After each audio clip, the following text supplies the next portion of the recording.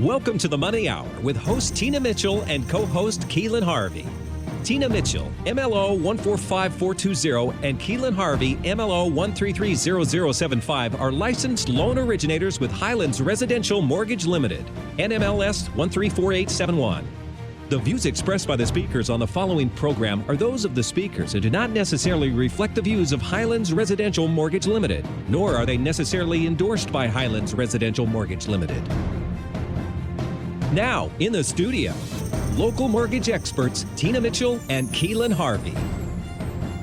Welcome to the Money Hour at 11:50 a.m. KKNW, the Friday, July 23rd virtual show. Because of COVID, our shows temporarily moved virtual. You can hear us on air at 11:50 a.m. KKNW, Saturday at 3 p.m. with a rebroadcast on Sunday at 8 a.m. You can also catch us on podcast.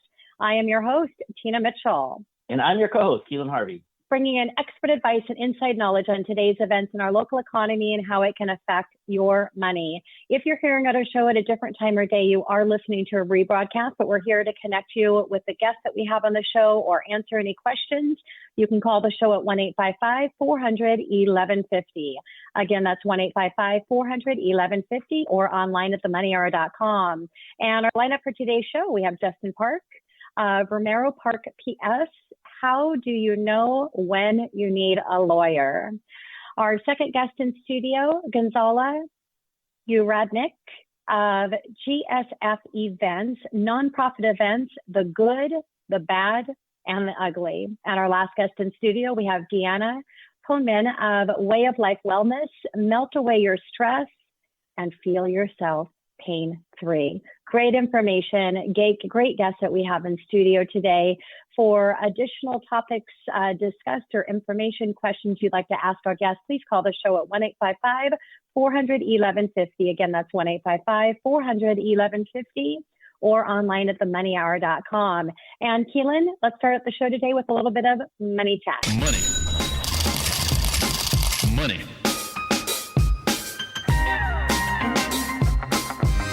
What do you got today, Keelan? Well, there was an announcement today, and I wanted to talk about it, and it'll tie in. This is Money Chat. We talk about money here. It's not sports, but this is sports related, and sports brings money to the city. So I wanted to talk about that a little bit. That Seattle announced the name of the new NHL team here in Seattle. It's going to be called the Seattle Kraken, which some people love, some people hate. There was the Metropolitans way back in the day in Seattle. We haven't had a franchise team in the NHL forever, but they begin playing 2021 and 2022 season. And I'm going to go a little bit deeper into that and why that's significant. And I mean, it's tied to some other big businesses and maybe setting a precedent for our future in the country. So it's pretty exciting stuff. If you don't know what a Kraken is, it's that giant mythological creature that came from the sea with the old sailors. And it would have huge tentacles, and it grabs the top of your mask, and it can pull your ship into the sea. It terrified sailors for hundreds of years. And they're trying to connect that to Seattle's, we obviously we're a port here. We're really involved with the ocean as far as the sea, the waterfront, seafood, everything, Seattle's sea. So they've connected that to our team here. And the old Key Arena is going to be where they're going to play. And this is where it gets kind of interesting. So I was kind of curious on what that would look like, what would happen, because that thing I didn't think it was that bad, but everybody else thought it was dilapidated. And we lost our basketball team, unfortunately, but Amazon bought the naming rights in June of 2020, and they're calling it Climate Pledge Arena, which is really interesting. They literally kept the roof, lifted the whole roof up, redid the entire interior of the whole place, and they're making it zero carb emissions, which is really interesting. It's going to be the first arena in the entire world that is zero carb emissions. So it's estimated at a cost of $900 to $930 million. It's supposed to open June of 2021 with a capacity of 17,400 for hockey, 18,600 for basketball. And they're going to be hosting some 200 events there. So there's going to be a lot of people that are going to come to Seattle for that specifically. With all this bad news in Seattle, it feels like everything is doom and gloom on the Seattle side. I thought it was kind of cool that, I was reminded of something that's positive that's happening into Seattle too. And not only is it zero carbon emissions, but it's also going to be zero waste. So that every material they use is going to be recycled, and they're going to eliminate the single plastic use things. I don't know what they're going to give you a beer in, that like, single paper cup. I'm not sure, but we'll find out, and I'm excited to find out. And they're even catching the rainwater in this facility to make the ice for the Kraken, which I thought is pretty cool. If you think about it, the rainwater comes from the ocean, goes in the clouds, comes down, and next thing you know, it's on ice, and we're playing hockey on it. So I think that's pretty cool. But that's just part of the bigger picture for Amazon, which obviously Amazon is a huge global power. I mean, and I can tell you, just moving to a house, a package from Amazon shows up at my house about every 20 minutes, it feels like. But their goal is to have all operations 100% renewable energy by 2025. And then this is a bigger goal. In 2040, they're going to have zero carbon footprint in the world. They ordered some 100,000 electric vehicles. So not only are their vehicles going to be carb free, their facilities are carb free, literally zero carbon footprint. And they're hoping that this is going to set a precedence amongst the world and have more businesses that follow in their footsteps. And I mean, if you think about it, a local company in here, Seattle, is they've already changed the world, but it's changing the world for the better. And if you don't think that's going to affect money and business, you're crazy. This is going to be a huge thing. So keep your eye on the horizon, because big changes here in Seattle, and I'm really excited to see our new team. And I love hockey, and it's going to be a lot of fun. That is awesome, Keelan. What a great money chat, and a fun money chat as well. Great information. So I'm just going to talk a little bit about something that's not as much as fun as Keelan, but Fannie Mae chief economist Doug Duncan estimates that today's interest rate, 60% of homeowners with a mortgage could still benefit from refinancing and save at least 0.5%. Now, Keelan and I were saving sometimes 1%, 1.5%, sometimes on clients' refinances. So it's a really great time to look at that. He also estimates that mortgage lending will reach $3.14 trillion this year, which is the highest volume since 2003. He also believes that rates will fall to 2.8% in 2021. Now, we're actually locking in at 2.5, 2.625. We're not quoting interest rates. There's a lot of different factors, but if you pay a point or you buy down the interest rate, you can get even a much lower interest rate. So this is kind of at what they call par at a 0% loan origination fee or discount point at 2.8 by 2021. Citing as the Fed's buying and spread between the 10-year and the mortgage bonds. Now, the FHFA, which is Federal Housing Finance Agency, released their House Price Index, which measures home price appreciation on single-family homes with conforming loan amounts. Home prices fell 0.3% in May, but are still up 0.9% year over year. The 4.9 year over year reading is a bit lower than the 5.5% in April and the 5.9% in May. Existing home sales, which measures closings in month of June and likely represent buyers shopping for homes in April and May, increased to 20.7%. Now, permits were up 2.1% month over month and down 2.5% year over year. Single family permits were up 11.8%.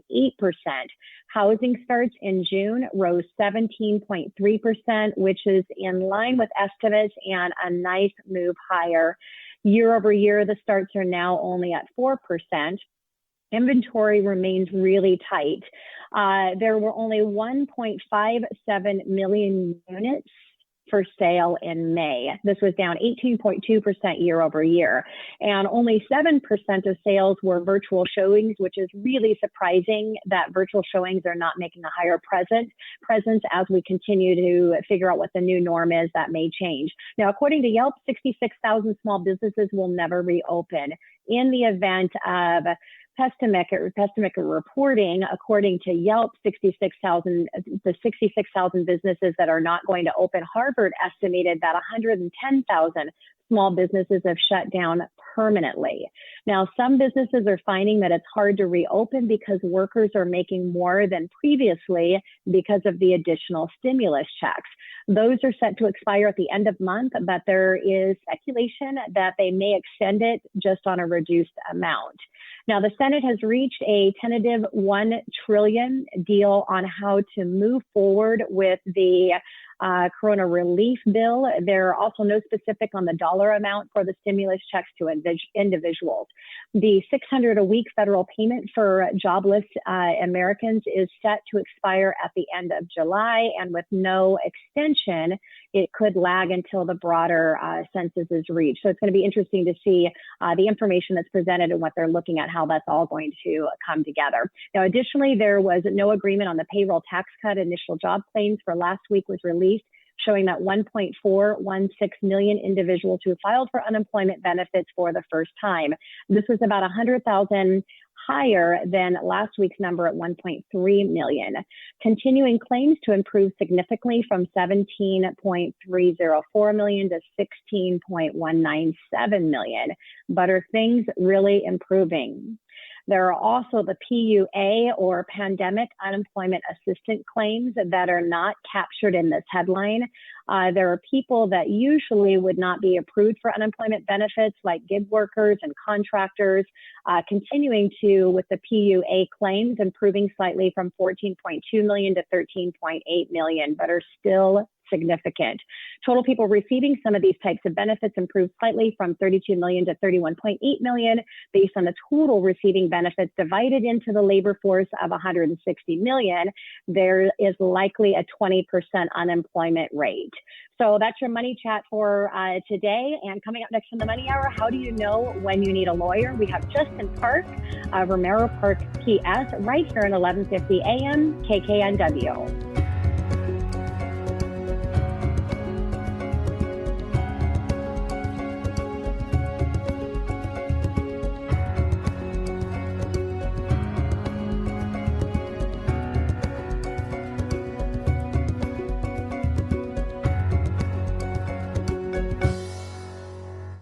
You've worked hard to build your life and business. Can you protect them if needed? Do you know where to start? Any lawyer can provide information and advice regarding litigation, real estate, and business matters. A good lawyer will help resolve challenges that arise in these areas. I'm Justin Park of Romero Park. Our lawyers provide advice unique to your situation and advocate for you by finding creative and cost-sensitive solutions that protect you. At Romero Park, we care because even when it's just business, it's still personal. Visit romeropark.com or call 425-450-5000. GFS Events is an award-winning event management company that produces successful fundraisers for nonprofits. GFS Events manages auctions, galas, fundraising, breakfasts, lunches, and dinners, 5K walks, runs, and golf tournaments. GFS Events can help your nonprofit raise more money than you thought possible. Contact them for a complimentary 30-minute consultation on your event to see how GFS Events can help you get to your fundraising goal. Find them on the web at gfsevents.org or via their Facebook, Instagram, or LinkedIn channels. You're listening to The Money Hour with your host, Tina Mitchell, and co-host, Keelan Harvey on Alternative Talk AM 1150. Now, back to the show with local mortgage experts, Tina Mitchell and Keelan Harvey. And you're listening to the Money Hour at 1150 AM KKNW, the Friday, July 23rd virtual show. Because of COVID, our show is temporarily moved virtually. You can catch us on air at 1150 AM KKNW on Saturday at 3 p.m. with a rebroadcast on Sunday at 8 a.m. You can also catch us on podcast. I am your host, Tina Mitchell. I am your co-host, Keelan Harvey. It is a great day to talk about money. And that's what the show is all about, how to make money, save money, so you have a better quality of life for you and your family. If you're listening to our show at a different time of day, you are listening to a rebroadcast, but we're here to answer any questions. More importantly, to connect you to the amazing guests that we have on the show today. Please call the show at 1-855-400-1150, or you can go online to themoneyhour.com. And now in studio, we have Justin Park, Romero Park at PS.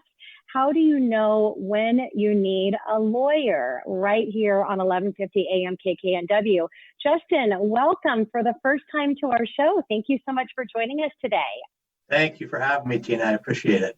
Absolutely. And a little bit about Justin. Justin is a partner at Romero Park, a business, real estate, and litigation law firm practicing in Seattle and Eastside for over 25 years. Justin has appeared in courts all across Washington and the nation, including Washington State Supreme Court and the Ninth Circuit Court of Appeals. He has argued cases before judges and juries, local hearing examiners and officials, and handled cases at the local, state, and the federal levels. In practice himself since 1998, Justin has advised and prepared documents for thousands of business owners in real estate transactions. He is also a trained mediator and works as such to help parties resolve cases out of court. Justin and his family have lived in Issaquah area for over 18 years. Thank you. Justin, so excited that, so excited to have you. How do you know when you need a lawyer? I know when I'd probably need a lawyer, but I'm curious to get your feedback on when I should be contemplating a lawyer. Well, like anything else that lawyers do, there's a short answer and a long answer. But the short answer is, if you think you need a lawyer, you need to call one. And that is really the end of the analysis. Now, the long answer is more complicated, right? Because most people, their concern in calling a lawyer is always what? The cost, right? That is the number one thing we hear all the time. I didn't want to call you because I was afraid how much it's going to cost because you guys are crazy expensive. That's just not the case. The truth of the matter is that 99.9% of the time, my first contact with somebody does not have any costs at all. They call me on the telephone. I'll spend 10 to 15 minutes with them discussing whether or not they need my services. And once we have that out of the way, then we can determine whether or not there's going to be a cost. So when do you need a lawyer? Whenever you think you do. Well, and I can imagine in a lot of, oh, sorry, Tina. I was just going to say, I could imagine we have a delay, everybody. So unfortunately, there's that little delay. You know, it makes it hard when we're on video and live and Zoom. So anyhow, I was just going to say, a lot of times it could probably cost you a lot more without a lawyer. Even if there is cost associated with a lawyer, you know, you're facing court and the things that could happen in your life. I mean, you are your biggest producing piece of income is yourself. You know, so you need to make sure that you protect that. And I'd imagine, Justin, you save people a fortune. Yeah, I spend a lot of time talking to people about when to come and see me, right? Not just whether to come and see me, but when. And if people will come to me early, yeah, a lot of time we can avoid the situation, right? We can figure out the right contract language or the right business structure or structure their real estate transaction in the right way so that issues don't come up in the future. And that can be a lot less expensive. So Justin, how do you know what type of lawyer that you actually need to hire? So the most common question I get asked when I meet somebody new is, what kind of lawyer are you? And to be perfectly honest, that's just about the worst question I can get asked. The problem is because when someone asks me that question, in their mind, they are imagining a scenario and that they were thinking of, right? My friend went through this or I went through this. And if I'm lucky enough to hit on the area that they think I'm going to hit on, then great, we're able to make a connection. But most people don't understand the distinction between areas of law. So for instance, if someone thinks I need a real estate lawyer, but in fact, the lawyer that you need is dealing with a contractual situation. Now, you know, someone like me who's a quote unquote business lawyer, that doesn't exclude real estate, contracts, employment, all the other aspects of business that I work in. And so identifying the type of lawyer that you need is probably actually less important than the fact that you reach out to someone and ask for some help. Because once I get someone talking to me, I can make certain that they get to the right lawyer to help them with their specific problem. But until I know the specific problem, we really don't know what kind of lawyer you need. You know, we have one of those too. I'll speak for myself, Justin.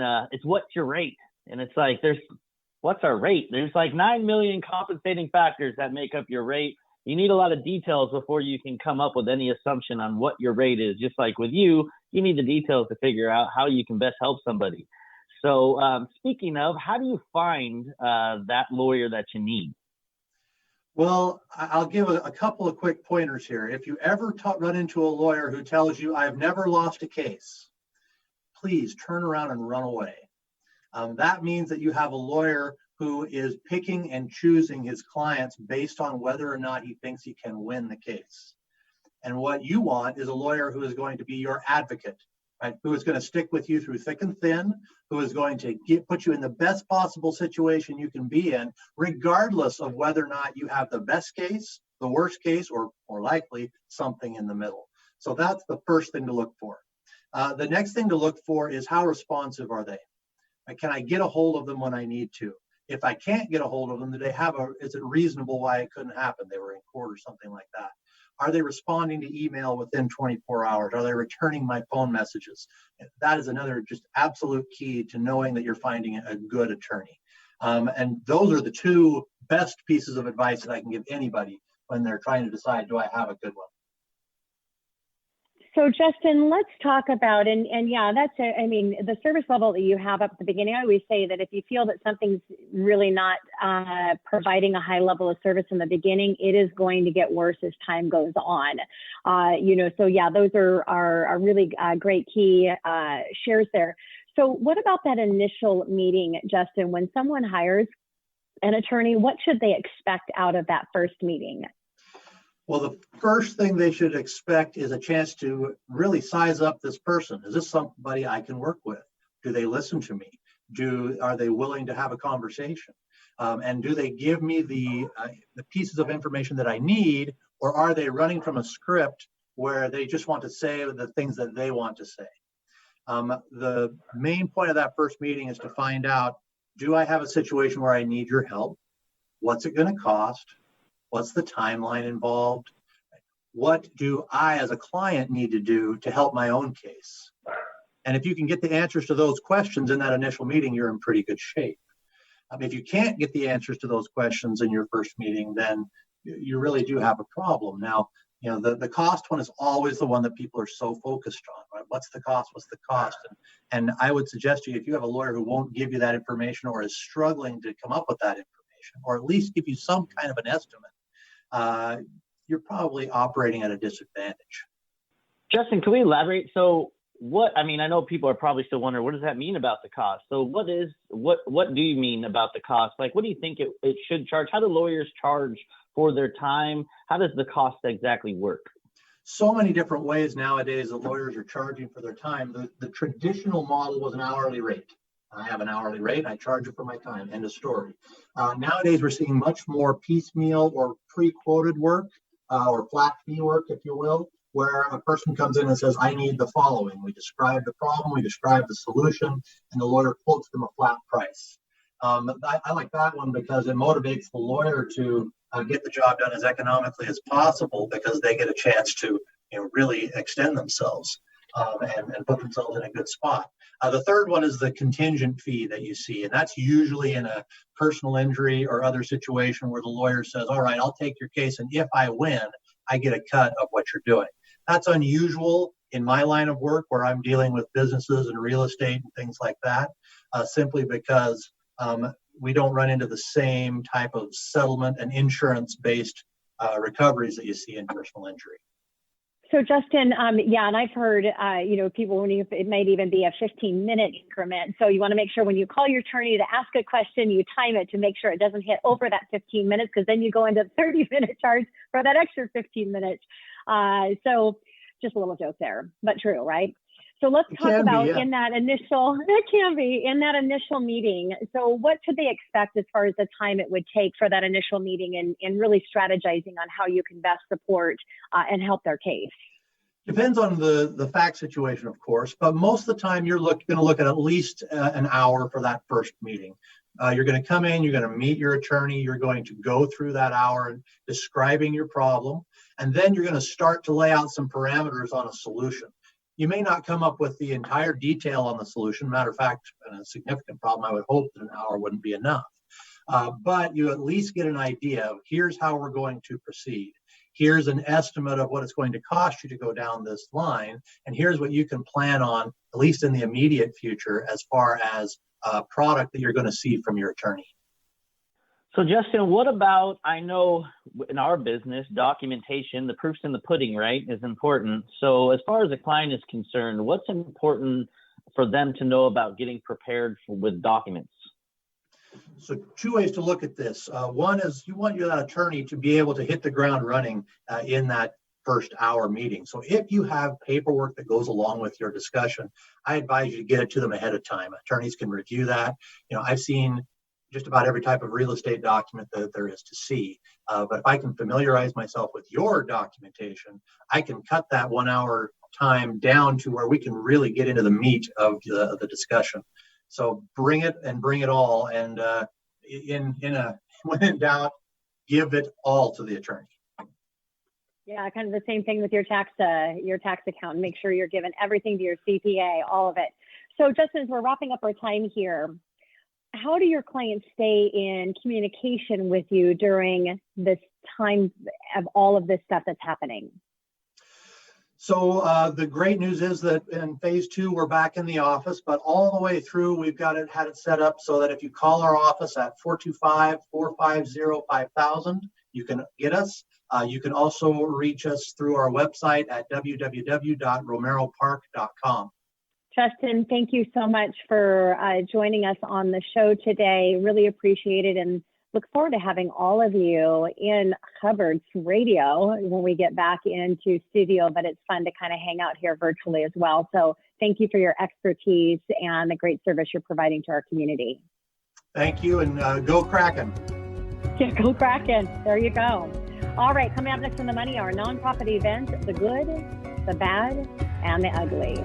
Gonzala Uradrick of GSF Events right here on 1150 AM KKNW.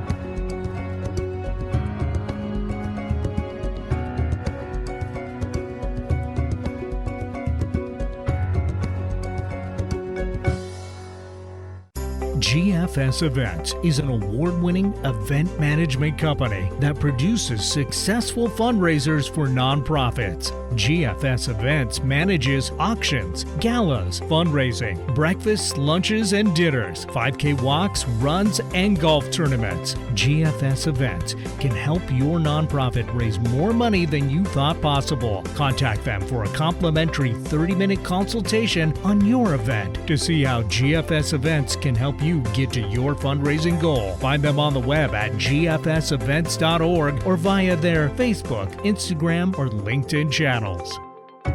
You're listening to The Money Hour with your host, Tina Mitchell, and co-host, Keelan Harvey on Alternative Talk AM 1150. Now, back to the show with local mortgage experts Tina Mitchell and Keelan Harvey. You are listening to The Money Hour on 1150 AM KKNW, the Friday, July 23rd virtual show. Because of COVID, our show is temporarily moved virtually. You can catch us on air Saturday at 3 p.m. with a rebroadcast on Sunday at 8 p.m. Also, you can catch us on a podcast. I am your host, Tina Mitchell. And I'm your co-host, Keelan Harvey. We are your local mortgage experts, and we're here to help you build a strong financial blueprint 1 week and one show at a time. If you're hearing our show at a different time or day, you are listening to a rebroadcast. We're here to answer any questions or connect you with the guests that we have on the show today. Please call the show at 1-855-400-1150. Again, that's 1-855-400-1150 or online at themoneyhour.com. In studio right now, we have Gonzala Uradrick of GSF Events, nonprofit events, the good, the bad, and the ugly, right here at 1150 AM KKNW. Gonzala, welcome to the show. Thank you so much for joining us today. Thanks for having me, Tina. I appreciate it. Absolutely. And a little bit about Gonzala before we get into her interview. She started GFS Events in 2012 because she knew that nonprofits needed help through her own nonprofit board and volunteer experience. She is an entrepreneur at nature, and starting her own business was natural progression of her goals and skills.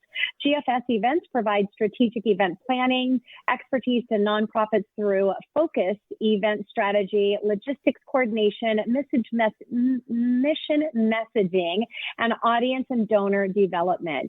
Over the last 8 years, her team has helped countless nonprofit organizations raise millions of dollars throughout the Puget Pacific Northwest.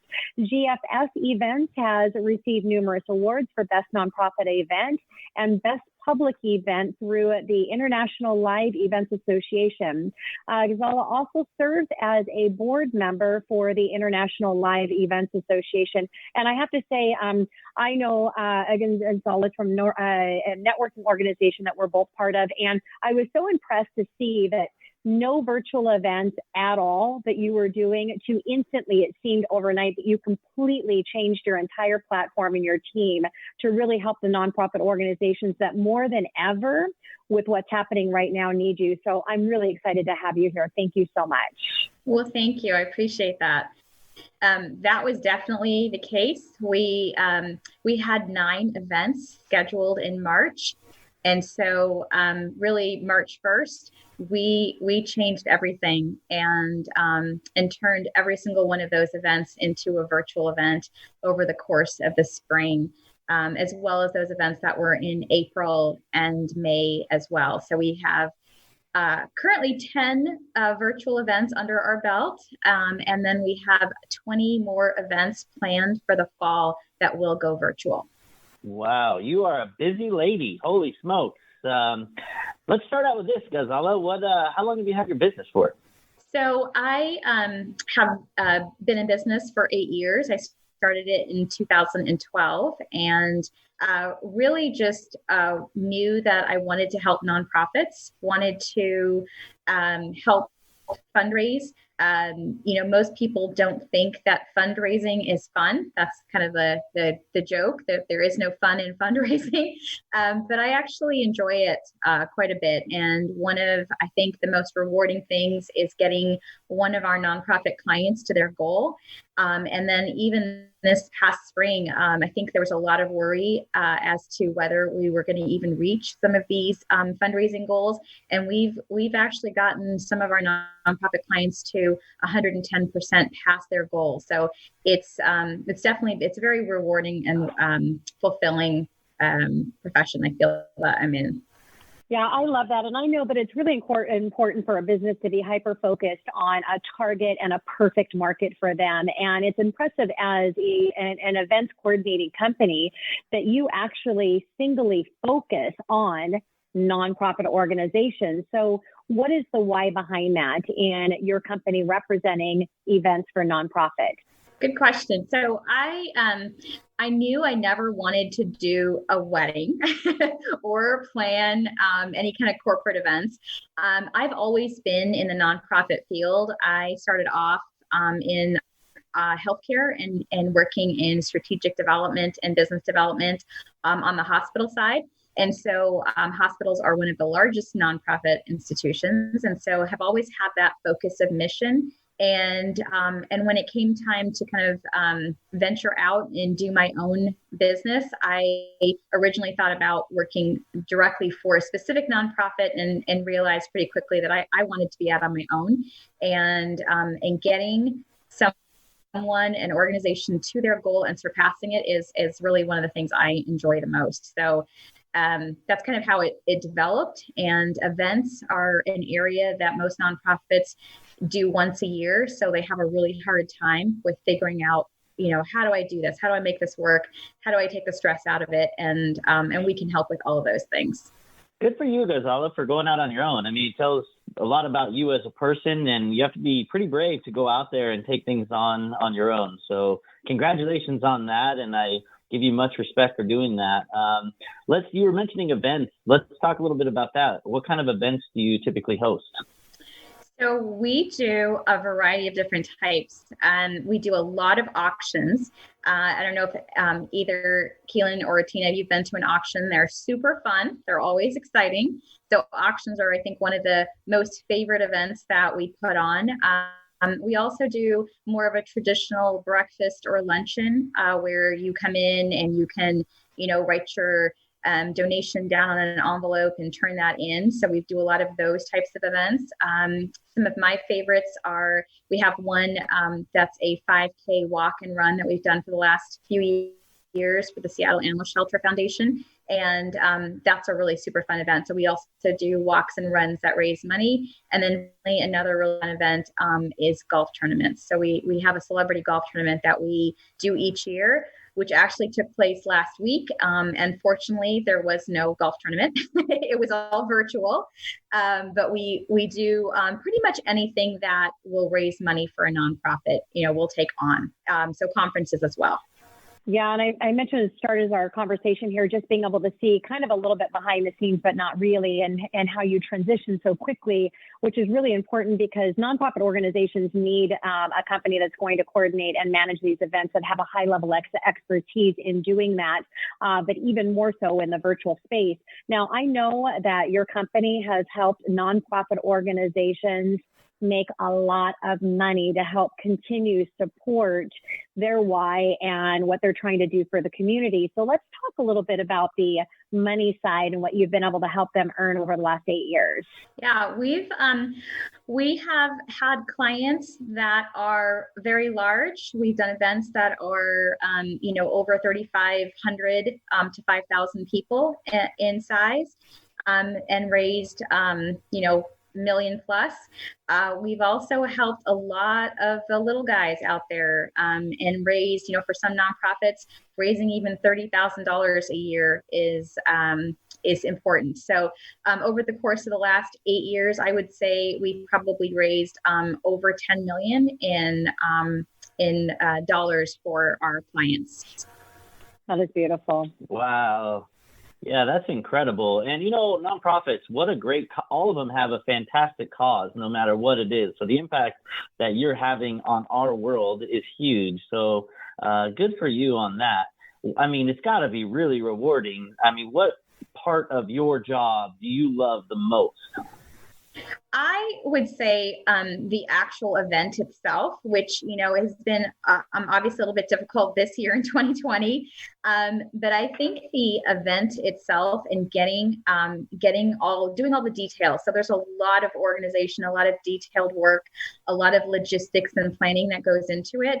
And seeing it all come together on the night of is super rewarding. And I think when I see a client just so excited or relieved or just saying like, wow, we could never do this again if we didn't have you, that makes it all worthwhile. So obviously, once you've worked for one of your nonprofit organizations, I mean, they're not going to look back. It makes absolutely no sense to not have somebody coordinate their one big, huge event that they have. What else, and maybe that people that are listening today that are part of nonprofit organizations that maybe haven't hired an event coordinator before because they're concerned about the investment of doing that, share the things that you actually do and how that's really netting them so much more money in the end. Yeah, I think one of the things that sets us apart from, say, your average event planner is that we are coming into the nonprofit organization with that development perspective. So like a development director, looking at all of the pieces of your event and what are ways we can raise you money. So there's a lot of strategy behind it. It's not just picking out the color of the linens and what the backdrop will look like on the stage, although that is super fun to do. We really do concentrate on getting the right donors in the room and making sure that we've got everything in place for them to raise the most money possible. Yeah, and that's a key part of it, because you may not think about that actually helping with getting the sponsors in initially. So all of the planning beforehand, even before once you get to the event and you have that live auction. So yeah, that's great. Isala, why, or I should say, I mean, I'm sure there's plenty of listeners out there that are extremely excited about you and what you've done. $10 million is a crazy sum of money that you've brought to some of these nonprofits. So how do these excited listeners get a hold of you? So one of the best ways to do that is to go to our website, which is gfsevents.org. And you can actually schedule a 30-minute consultation. We're happy to just talk to any nonprofit that's just even wondering, how do I take my event virtual? What do I do for the future? I want to plan something. So getting that 30-minute consultation is a great way to do that. We're also on Facebook, on Instagram, and on LinkedIn, GFS Events. So as always, we wrap up our time here with our last minute. I would love to end our conversation with a crazy event story. So I have one that's kind of funny. This was a couple of years ago. It's the Seattle Animal Shelter Foundation Furry 5K, which takes place in Seward Park. Our whole team is all decked out in our lovely orange vests, and we've got our radios in hand. And there's a lot of police cars that are starting to come into the park. And I hear on the radio, there is a man with an axe roaming the park and is on the same route as all of the runners. And so our team had to very calmly figure this out, get on the radio, find our route guys, and get this nice gentleman with his axe off of the route. So that, within like 10 minutes or less. So we figured it out and we managed to do it. That kind of reminds me of the wedding planning movie. You just have no idea what you guys are actually doing to coordinate and make sure everything goes well, and what surprises can pop up that actually can be a big damper on events. You got to save the day. Gonzalo, thank you so much again for joining us on our show here today. Look forward to having you back, and we'll have to bring one of your nonprofit organizations in studio and showcase what they're doing. I would love to do that. That'd be great. Thanks, Tina. Thanks, Keelan. All right, coming up next on the Money Hour, melt away your stress and free yourself from pain. Deanna Pullman of Way of Life Wellness right here at 1150 AM KKNW.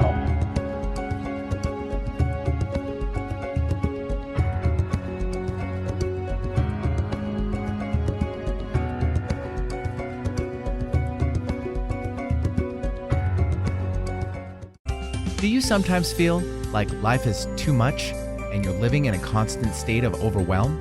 Is stress causing pain in your body and anxiety in your mind? If your answer is yes, well, you're not alone. With so many stressors in today's world, most people are stuck in a constant state of fight or flight. This creates tension in the body, impacts your relationships, decreases productivity, and even diminishes your joy. At Way of Life Wellness Center, they use network chiropractic care to help free patients from survival mode and get back into thrival mode. Their techniques increase body connection, improve flexibility, and reduce pain, stress, and tension. Through this gentle chiropractic technique, they help you unwind and release stored tension and trauma. To learn more about Way of Life Wellness Center or Network Chiropractic Care, visit wayoflifewellness.com or call 425-313-0433. They look forward to helping you live the vibrant and healthy life you deserve to be living now. You've worked hard to build your life and business. Can you protect them if needed? Do you know where to start? Any lawyer can provide information and advice regarding litigation, real estate, and business matters. A good lawyer will help resolve challenges that arise in these areas. I'm Justin Park of Romero Park. Our lawyers provide advice unique to your situation and advocate for you by finding creative and cost-sensitive solutions that protect you. At Romero Park, we care because even when it's just business, it's still personal. Visit romeropark.com or call 425-450-5000. You're listening to The Money Hour with your host, Tina Mitchell, and co-host Keelan Harvey on Alternative Talk AM 1150. Now, back to the show with local mortgage experts Tina Mitchell and Keelan Harvey. You are listening to The Money Hour on 1150 AM KKNW, the Friday, July 23rd virtual show. Because of COVID, we are temporarily moved virtually. You can hear us on air on Saturday at 3 p.m. with a rebroadcast on Sunday at 8 a.m. You can also catch us on podcast. I am your host, Tina Mitchell. And I'm your co-host, Keelan Harvey. We bring in studio each week the best of the best experts in our local market on everything regarding your money. We're here to help you build a strong economy or to maximize your finances in our economy. And now in studio, we have Deanna Pullman of Way of Life Wellness. Melt away your stress and free yourself from pain right here at 1150 AM KKNW. Deanna, welcome to the show. First time here. Hi, Tina. Thanks so much for having me. And Keelan, good job getting yourself off mute that time. I was proud of you. I was rooting for you. I'm doing my best. Oh, that's so awesome.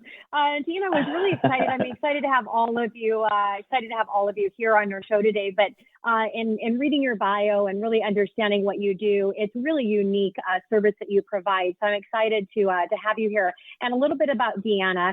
Deanna has been part of the network chiropractic community for over 30 years, having received her first network adjustment the day she was born by her grandfather, who was one of the very first network chiropractors. Being born in Transcendental Meditation, TM, community in Fairfield, Iowa, healing spiritually and the mind-body connection are truly in Dr. Deanna's blood. When Dr. Deanna realized her passion was to help others experience the excellent health and vitality that she had been fortunate to live in her own life. It led her to San Diego Bay Area to attend Life Chiropractic College West, where she received her doctorate of chiropractic. She now practices at Way of Life Wellness Center in Issaquah, where she enjoys helping her patients achieve optimal health. And I love the bios because the bios give a chance to hear a little bit about why you do what you do and how what each of you do has been connected to your own personal life. So Deanna, again, welcome to the show today. Thank you, Tina. Yeah, Deanna, how long has Way of Life Wellness Center been in business? So Way of Life has actually been in Issaquah for 23 years. My partner, Dr. Shima Silver, started the office back in 97. So she's been serving the Issaquah community for a couple decades now. I came on board 2 years ago in 2018. Prior to that, I was in the Bay Area, but I met Dr. Shima and I visited the office and I just fell in love with the community and the space. And I've been here ever since. So Deanna, I got it. Drink. So Deanna, Way of Life practice a unique type of chiropractic called network spinal care. What is network spinal care and how does it differ from your traditional chiropractic? So when most people hear chiropractor, they find out I'm a chiropractor, the first thing they say is something about getting their neck cracked. We do not crack necks or backs. Everything we do is completely gentle. So whereas with traditional chiropractic, they're dealing with moving the bones and trying to put their bones back into place and fix people that way, quote unquote. What we do is we actually go straight to the source and we deal with the central nervous system. What we do is we teach the body through very, very gentle touches along the spine. We teach the body how to get out of fight flight because, with everything that goes on in our day-to-day lives, we're stuck in this perpetual state of survival, especially right now with COVID and everything else that's going on. We're constantly on edge. Our anxieties are at all-time high. We feel that in our body, right? Our bodies and minds and are all controlled by our nervous system. So what we do is instead of trying to force your bones where we think they should go, we teach the body, we remind the body that it's not an imminent danger. We teach the body how to get out of fight, flight, and back into healing mode.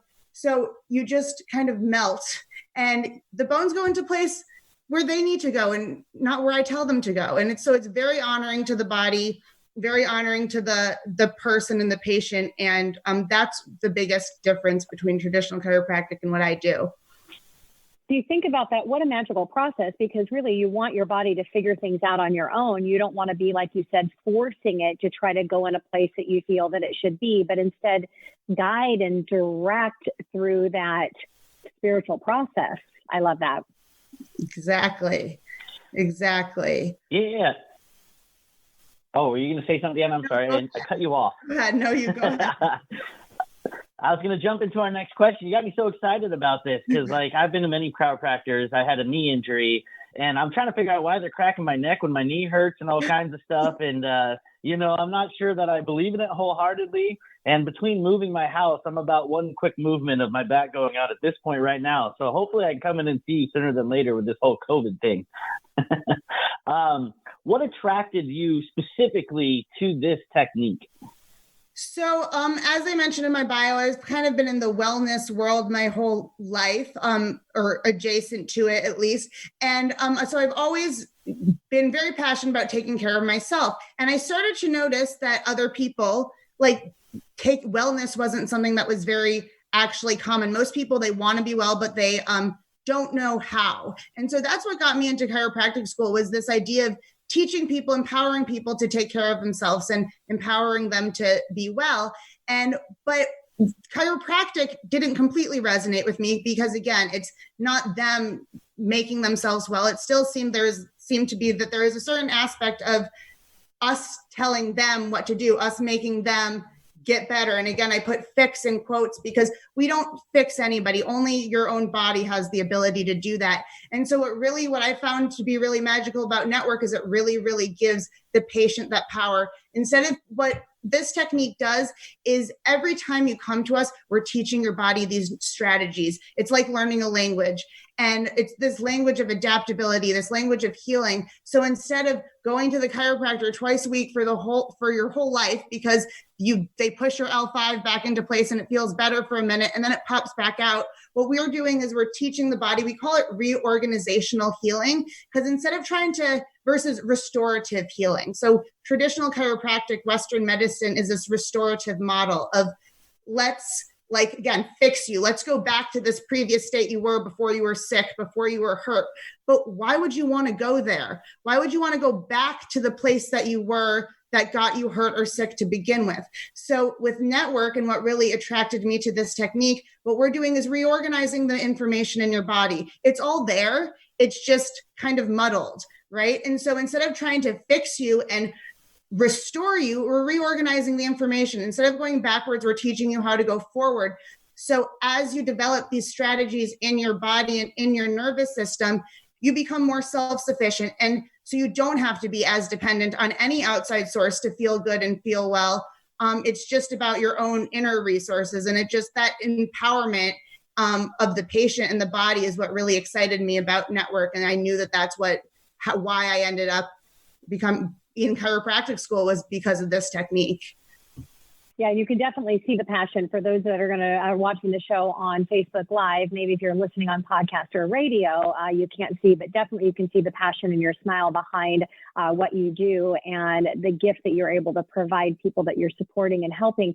So I would imagine that actually this is something that we all could use regardless if we have an injury. It sounds like you can start the education process of your body. So even when you do get injured, it already has techniques and understands how to navigate through that process better. So that would be my first question. My second question to that is, what is the majority of people that you see coming to you for this type of treatment? Well, so exactly what you just said, Tina. I think especially now, you don't need to just have an injury. It's not always about back pain and neck pain. Actually, that's not even why chiropractic started. But why wait until you're hurt or until you're sick to start to get better, right? I think that especially now with COVID and what we're seeing is the people that have pre-existing conditions, or the people that are sick or not taking care of themselves, are the people that are getting impacted the most and having the worst symptoms. So that's the true for everything, right? If you're the most control we have over the longevity of our lives and our health and our wellness is preventative care, right?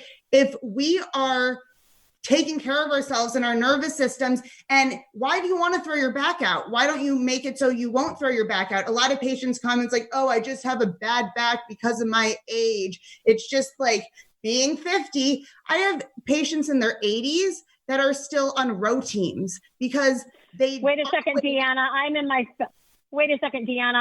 50s. Okay, go ahead. Well, exactly. That's the thing. It's like, I have patients that are even in their 30s or 40s that are like, I guess this is what getting old is. And I'm like, are you kidding me? It doesn't have to be that way, but that's what society teaches us. And so don't wait until you're hurt, because I will make you feel better. I can make your back pain go away, but I'd rather prevent you from having back pain to begin with, or prevent you from getting sick to begin with, prevent you from getting anxiety to begin with. Why wait until you're already unwell to get better? Let's just stay well. I love that, Deanna. That's fantastic. No excuses. Age is not an excuse. Just a number, Tina. So I hate to say this. Well, that's how I like it, Keelan, but I just had to call Deanna out on. I know. Tina's the youngest 50-year-old I know, actually. If you get to know her, it's insane. She can hang with the best of them, so don't let her trick you. We're unfortunately out of time. We're down to just a couple minutes here, but I wanted to give you the opportunity to wrap up, maybe a quick story or maybe something about your favorite cases that you treat. And then most importantly, I'm curious, how do people get a hold of you? So, I don't know that I have a favorite because I love everybody. I love working with children. And one of the things that really lights me up is helping people with their mental and emotional issues, things like anxiety and depression, and things that are really rampant, especially right now. Because again, when you calm your nervous system down and you're out of a constant state of survival, those things that make people feel so helpless, just kind of melt away really effortlessly. And that really, really has always been something very special to me in my heart. And then you can get a hold of us by, if you're interested in scheduling an appointment, we are offering a special for the next couple months, $100 off of your initial exam. So it's a nice little deal. You can give us a call at 425-313-0433. Or you can check out our website at wayoflifewellness.com. Wonderful. Deanna, thank you again so much for coming in, and thank you to all of our guests for being here. If you're listening to the show today on 1150 AM KKNW, on podcast, or seeing us on our Facebook virtual live show, you can call the show at 1-855-400-1150, or you can go online to themoneyhour.com and we can connect you with any of our guests. So thank you again for each of you being here today. And this is your host, Tina Mitchell. And your co-host, Keelan Harvey. We are your local mortgage experts, and enjoy the rest of your Saturday. We look forward to talking more money next week right here on 1150 AM KKNW.